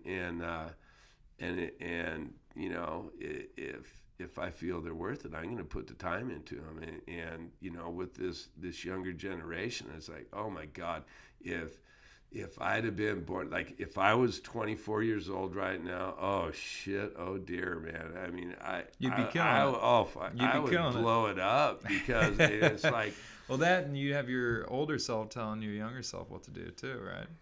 Well, like I always imagine, like, man, like you're 57. Can you imagine if you just had a shot and all of a sudden you're 20 and all you know right now? Oh fuck. You'd be unstoppable. I wouldn't have got divorced twice. I mean, right, you'd just be unstoppable. And that's the thing with my kid, and I know you don't have kids yet, but so when you have kids and your kids raised, and I don't care if they're boys or girls, boys are easier when they're older.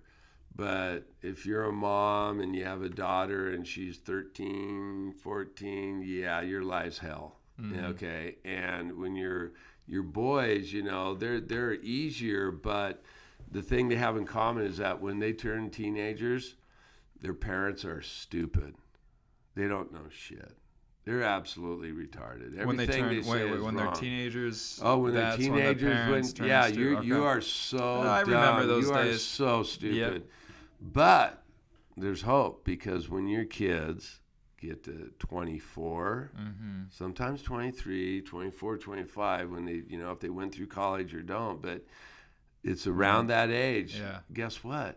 You're not a dumb shit anymore. Yeah. So, you got that 6-7 year span where you're teaching. Yeah. Mentoring. Well, no, you're just stupid. And then you become intelligent again, and they actually will start asking you questions. Do you ever think that maybe you just did become stupid during those ages, and they were right the whole time? No, my parents were pretty stupid when I was 14. They didn't know shit. I might have got fired the first time at that age, but. And so, like with my son, bringing him in the family business, it's like, hey, talk to me. I go, why would you not want to take advantage of,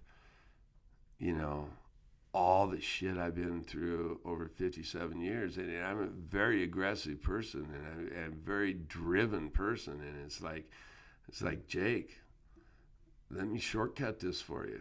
And he's listening because I know I've talked to him, and I look at the same way thing that you do. Like when I talk to you and when I talk to any other successful business owner across Bend, I turn into a sponge. That's why, like, you've been talking a lot, and I've been just like soaking. Like right now, even during this podcast, I'm like, oh, I didn't look at it like that. Oh, that was very interesting, and thinking on different ways on how I'll like go forward in life and stuff like that. And if sometimes any generation, they get their ego up too high, and then they're like, I got it all figured out. This guy can't teach me anything. It's like, if you can't have your mindset be a beginner, if you can't think you're always a beginner at any point, then your ego's so high that you won't learn, and then you're fucked. Yeah. Because you think you got it all figured out, you're fucked. Well, you asked me earlier about mentors, and I've just been blessed with so many. I mean, it's like when I never did answer your question, but so when I was, 6th, 7th grade, and I'm detailing cars. By the time I was 16, I could drive. I mean, I started driving dealer trades at 14 to Portland, but it was work, so I didn't really need a driver's license. But when I was 16, I could like legally drive.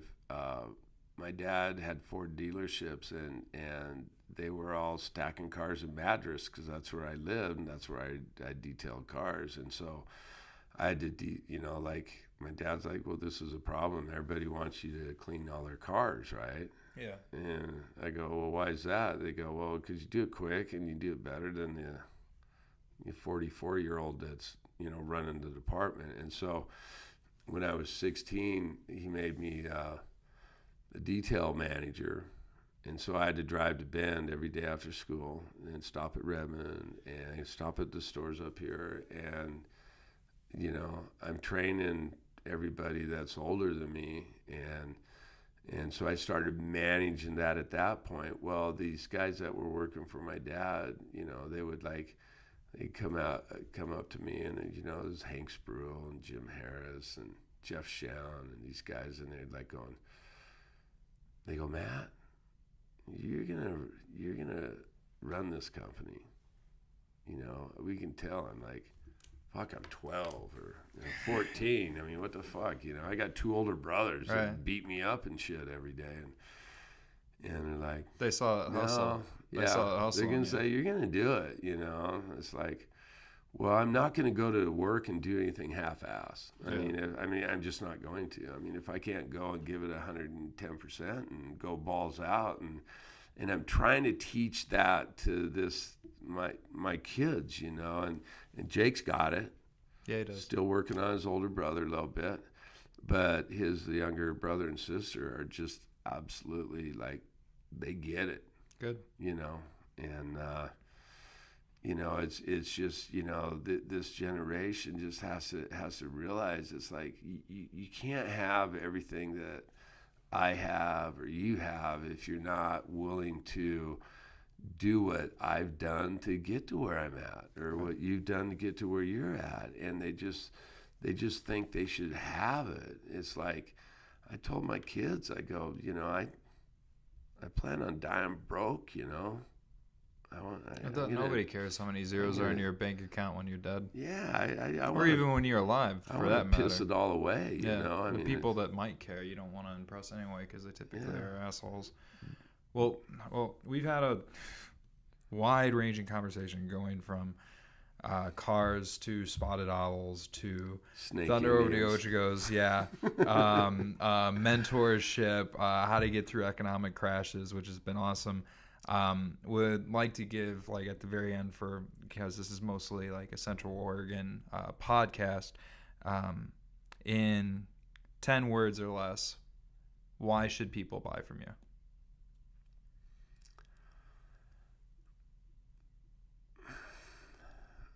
Because, you know, We're at 3 right there because, Okay. Why should they buy from us? It's because we're a family-owned company. Okay. That's community-oriented. I give more to the community than anybody in this town. And we're here, we're a car dealership that's not here to sell you a car. Yeah, you're here to serve. We're here to take care of you after you bought the car.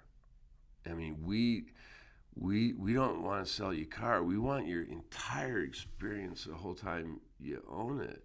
Right. Because that's my name on my service department. It's my name on my sales. And it's hard to find companies that will do anything to take care of their customers. I mean, I go to bat for them, you know. I mean, I haven't said anything in 10 words or less. Well, we got basically, you guys are taking care of the customer in the long tail, not in the short tail. You're not looking to make money. You're not looking to make quick buck. You're looking to service them over the course of their lives. I mean, I want to make a living, but it's what brings happiness to the way we run our company is the success of our employees and the satisfaction with our customers. I mean, that's really, if I didn't run a very good company internally, the things you don't see as a buyer or one of our customers is how we treat each other internally. Gives my customers the experience they have when they come in the store. I mean, everybody helps everybody. In my store, I don't hear, that's not my job. I wash cars, I pick up trash, I empty trash. Yeah, so do I. I'm the janitor. I'm not too good for any job that I pay someone to do. Yeah, never delegate a job you're not willing to do yourself. Yeah, and I mean, the family philosophy is you don't make your living in a community and take from a community without giving back.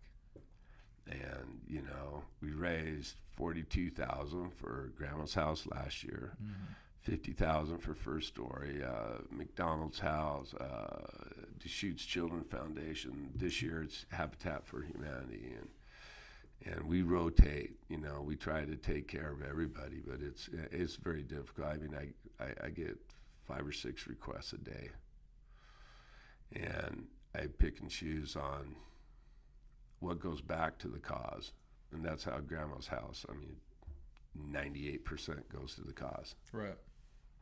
Well, Matt, it's been a pleasure. Spotted Owl talking about the when TSNS started 82 years ago, and I really like the economic punches in the mouth. I really like my change in philosophy on like that whole Spotted Owl too. I'm gonna be carrying that for a while, and I do.